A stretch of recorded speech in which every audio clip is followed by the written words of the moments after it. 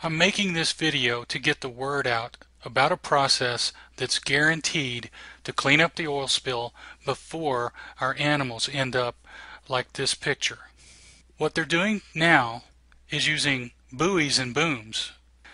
It's like holding up a string trying to keep a hurricane from hitting your house. It's just not going to happen. The oil will go over it, the oil will go under it. The same thing with dispersants. Folks, wake up.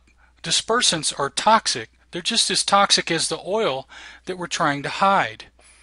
It's like putting paint thinner on a glob of wet paint. It just thins it out. It doesn't get rid of anything. We're allowing BP to just hide how big the problem is by turning it into a thin sheet. There's only one solution that can stop total disaster, and it's been proven several times on real oil spills to work. And I have physically talked to several of the companies that provide this particular solution, and they are sitting there saying they have warehouses full of product. It's microbes. Microbes physically eat the oil in just days, leaving the water clean and safe for wildlife. And when the microbes get finished with the oil, it dies and it's completely harmless. I'm looking for folks that will actually help me get the word out to the press, to BP, and either the federal or state governments down there. Watch this video, and my contact information is at the end. Get in touch with me, and I will talk to anybody that will listen, and we'll get this mess cleaned up in 6 weeks, not 5 or 6 years. Most Texans remember these news photographs of the megaborg burning out of control in the Gulf of Mexico, releasing 4.6 million gallons of toxic crude oil. What you may not remember is a smaller story, the first open sea application of oil-eating microbes to help clean up the mess. Microbes with a natural appetite for oil live everywhere in the environment. They're nature's recycling units, capable of eating toxic oil and digesting it into byproducts, which are then safely consumed by marine life. Researchers have collected microbes from all over the world and mixed them together in combinations which will address nearly all toxins in oil pollution. They're grown in a catalytic solution to reproduce quickly until trillions are available to be packaged, stored in a powder form, and applied when needed to help clean up sensitive environmental areas. Microbe research attracted the attention of Texas Land Commissioner Gary Morrow, who for years had been the state's strongest proponent for clean beaches.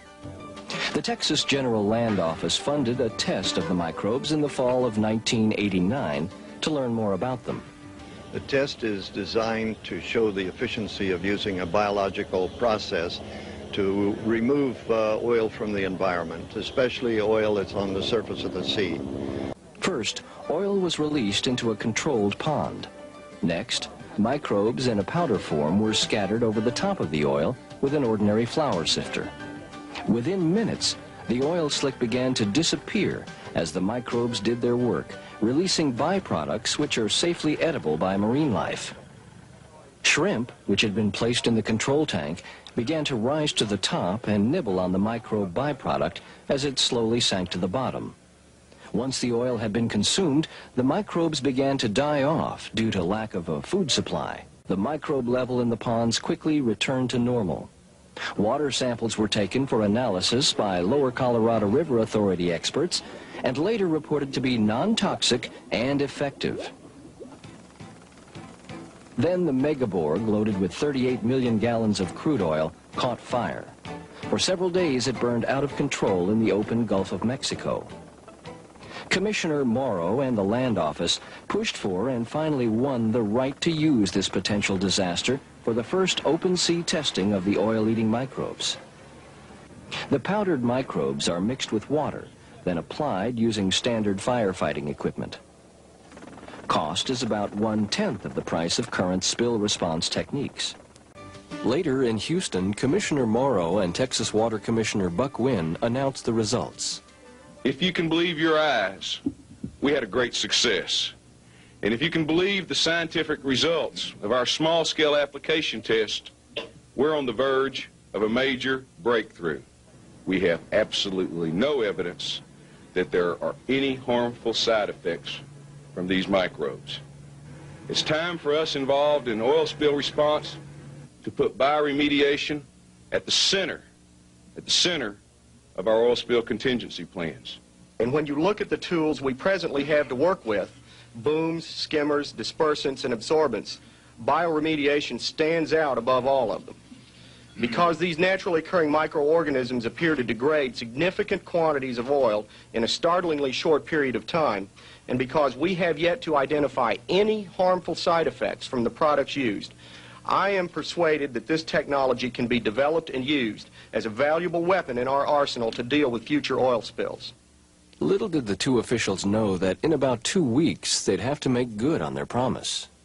A barge filled with heavy crude was struck by a ship and began leaking its contents into Galveston Bay.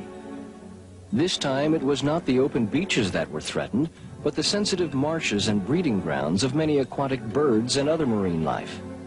As oil flowed into the marshy areas, cleanup was begun, but workers quickly found standard skimmers, booms, and sorbent materials hardly worked at all. And just walking through the wetlands can harm the grasses almost as much as the toxic oil. Dispersants could not be used because they also were toxic to both wildlife and plants. Application of microbes was again authorized, this time in marked zones, so specific conclusions could be drawn about their effectiveness. Microbes were sprayed with hoses from boats offshore, minimizing trampling of the marsh grasses. Just 6 weeks later, the results were evident. In areas where bioremediation was used, grasses flourished and the mud banks had returned to normal. Small living creatures returned to the area. All signs of shoreline discoloration had disappeared. In those areas left untreated, marsh grass was brown and dead, and wildlife absent or endangered. At a bioremediation symposium at Lamar University, Commissioner Morrow commented on the results. I hope today's symposium puts all Texas movers and receivers of oil on notice that at least the General Land Office, which manages the 4 million acres of submerged lands, expects bioremediation to be part of any oil spill contingency plan they have.